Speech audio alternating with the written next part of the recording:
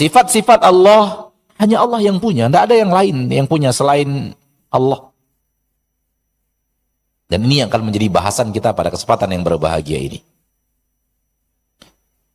Mari saudaraku, saudariku, kaum muslimin dan muslimat, Ana ingin bertanya kepada antum sekarang.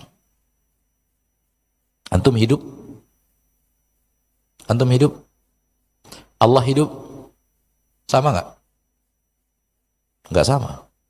Kenapa? Hidupnya Allah tak sama dengan hidupnya antum. Antum mendengar? Allah mendengar? Tak sama. Yang hidup seperti hidupnya Allah, hanya Allah satu-satunya. Yang mendengar seperti mendengarnya Allah, hanya Allah satu-satunya. Yang ada pada makhluk ini hanya sama penyebutan. Allah hidup, makhluk pun hidup. Sama penyebutan. Secara hakikat, hidupnya Allah, hanya Allah yang punya satu-satunya. Tak ada yang seperti itu seluruh makhluk.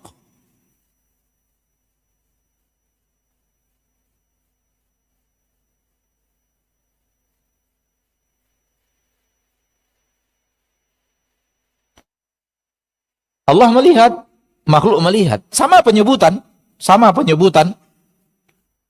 Namun melihatnya Allah, hanya Allah yang punya penglihatan seperti melihatnya Allah itu satu-satunya. Makhluk melihat juga, tapi tak sama dengan apa yang Allah miliki daripada penglihatan. Kalau antum paham ini, perlakukan seperti ini pada seluruh sifat-sifat Allah.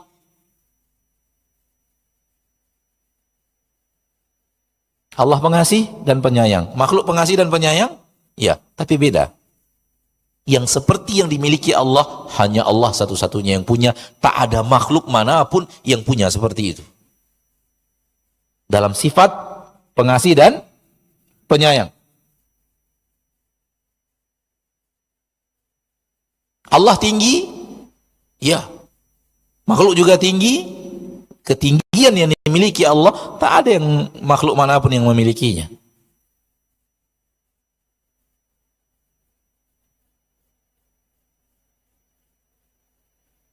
Allah berbicara, makhluk berbicara, sama penyebutan saja. Hakikat berbeda.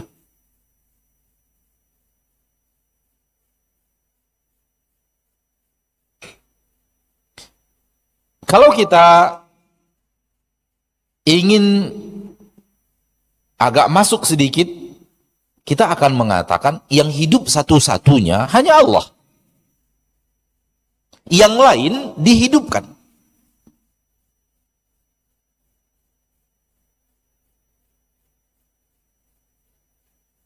Yang hidup, yang punya hidup satu-satunya, hidup itu adalah sifat dia yang la yanfakku anhu tarfata ain, yang tak pernah terpisah darinya, dan itu sifat yang ia miliki, bukan sesuatu yang didapatkan.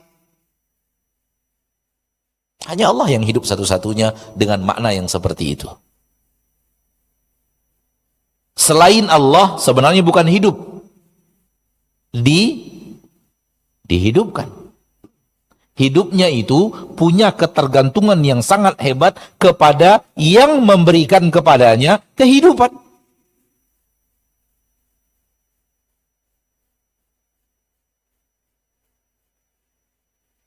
Kira-kira bisa dipahami nggak? Kira-kira bisa dipahami nggak? Kalau antum bisa paham ini, maka antum coba seperti itu lakukan pada seluruh sifat. Antum mendengar? Bukan. Antum hanya diberikan pendengaran. Antum punya kekuatan? Punya. Bukan. Antum hanya diberikan sebahagian kekuatan. Yang punya kekuatan satu-satunya hanya Allah.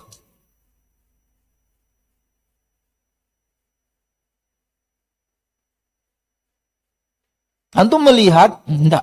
Antum hanya diberikan kemampuan untuk Melihat. Karena melihat ini bukan punya kita. Dalam arti kata, kita memilikinya seperti Allah memiliki penglihatan. Enggak. Allah ketika memiliki penglihatan, Allah melihat yang memang itu sifat yang tak pernah lepas Allah dari sifat tersebut. Sementara kita hanya diberikan kemampuan melihat.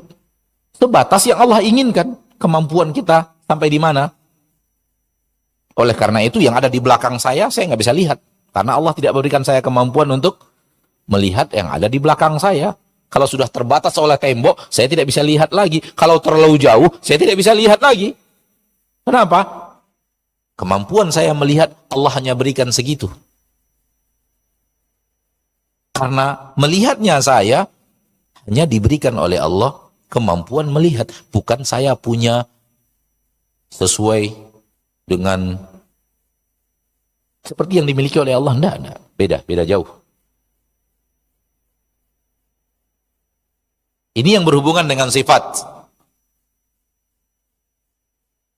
Kembali kita kepada bahasan yang luas dari yang dikatakan oleh Fadilatul Syekh. Allah di dalam zat, dia satu-satunya. Allah di dalam sifat, dia satu-satunya. Allah di dalam rububiyah, dia mengatur, memberi rezeki, menyembuhkan, memberikan sakit, memberikan manfaat, menolak mara bahaya, dan seterusnya, hanya Allah satu-satunya. Intinya adalah, kalau demikian adanya, hai manusia, jadikan ia ilah satu-satunya. Itulah dia, la ilaha illallah. Kalau Anda yakin bahwa Allah satu-satunya yang memberi kamu rezeki, minta rezeki hanya kepada Allah. Satu-satunya. Ketika Anda minta rezeki kepada Allah, satu-satunya, Anda telah menjadikan Allah di dalam minta rezeki, la ilaha illallah. Ketika Anda yakin bahwa yang memberikan Anda keselamatan dalam perjalanan ini hanya Allah satu-satunya, Anda meyakini rububiyah Allah dalam memberikan kepada Anda keselamatan perjalanan. Maka Anda minta satu-satunya kepada Allah. Ketika Anda minta satu-satunya kepada Allah, Anda dalam bab ini telah menerapkan la ilaha illallah.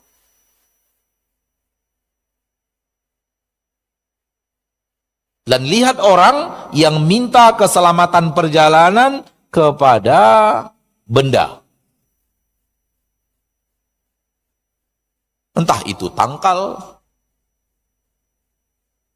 bentuknya keris, bentuknya cincin, bentuknya tulisan kertas yang disimpan di dalam plastik lalu dibungkus-bungkus dengan benang beberapa rupa, berapa warna, biasanya 7. Yang dijampi-jampi dan dia yakin inilah yang telah mengamankan dia dalam perjalanan. Ingat, dia tidak lagi dalam bab ini la ilaha illallah. Dalam bab ini dia tidak lagi memiliki la ilaha illallah. Kenapa? Dia telah menjadikan selain Allah sesuatu yang dia ilahkan. Dia telah menjadikan sesuatu selain Allah sebagai sesuatu yang telah dia ilahkan. Uluhiyahnya telah dia berikan kepada selain Allah.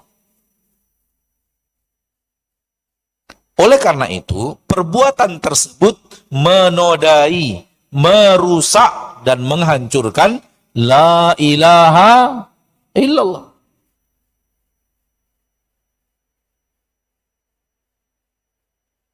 Kalau antum yakin bahwa Allah ahad, maka ahad dalam segala-galanya. Oleh karena itu, ketika antum ingin meminta, mintalah kepada yang satu-satunya yang melakukan. Itu dia. Itu dia korelasi antara semua cabang tauhid.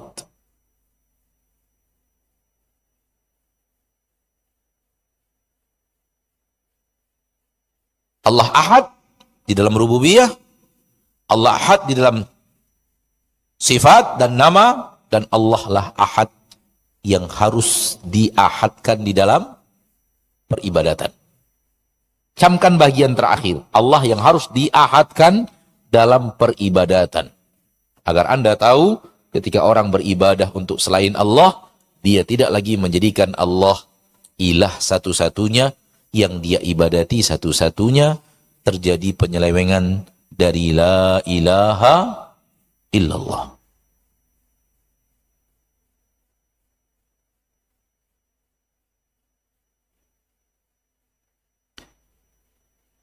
Sama penyebutan tidak mengharuskan samanya hakikat yang sebenarnya. Ini kaidah penting dalam memahami asma wa sifat. Sama sebutan tidak mengharuskan hakikatnya sama. Sama menyebutnya. Masjid ini besar? Besar. Langit besar? Sama nggak? Kan sama-sama sebutannya. Masjid ini besar, langit juga besar.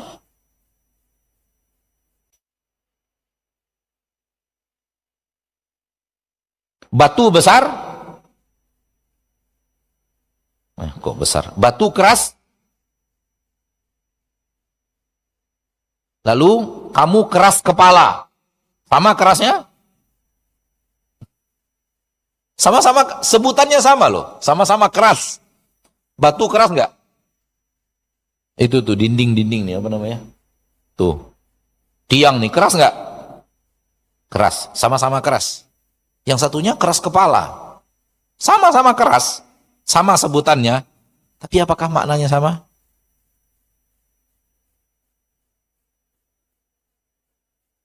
Oke. Ketika Allah menyebut sesuatu tentang dirinya sama dengan yang ada pada makhluk, sama sebutan. Sebenarnya hakikatnya tidak sama. Allah sami', Allah mendengar, manusia mendengar, sama sebutannya. Hakikatnya berbeda. Mendengarnya Allah tak sama dengan mendengarnya makhluk. Allah hidup, makhluk hidup, sama penyebutan doang. Hakikatnya berbeda. Hal yang sama dengan Allah di atas arsy, Raja di atas arsy, Allah turun, makhluk turun, Allah tabaraka wa ta'ala tinggi, makhluk juga tinggi, Allah tabaraka wa ta'ala punya tangan, makhluk juga punya tangan, Allah punya wajah, makhluk punya wajah, sama penyebutan. Dalam hakikat tidak sama. Oleh karena itu, sekedar sama menyebut tidaklah menjadikan Allah itu sama dengan makhluk. Tidaklah menjadikan Allah sama dengan makhluk. Kenapa? Karena itu hanya sama sebutan dan kita tidak menyamakan apa yang sama penyebutannya antara makhluk dengan Allah sang pencipta, berarti kita samakan Allah dengan makhluk. Enggak, sama-sama sebutan aja. Allah hidup, makhluk hidup, beda. Allah mendengar, makhluk mendengar, Allah melihat, makhluk melihat, Allah berbicara, makhluk berbicara, Allah tabaraka wa ta'ala marah, makhluk marah, Allah ridho, makhluk ridho, Allah melaknat, makhluk melaknat, Allah membuat makar, makhluk membuat makar, Allah juga membuat makar untuk yang membuat makar, Allah tabaraka wa ta'ala mengolok-olok orang yang mengolok-olok, sama penyebutan, akan tetapi yang ada pada Allah Ahad. Dia Allah satu-satunya yang punya. Dan tak ada yang sama dengan itu siapapun dari makhluknya, apapun dari makhluknya.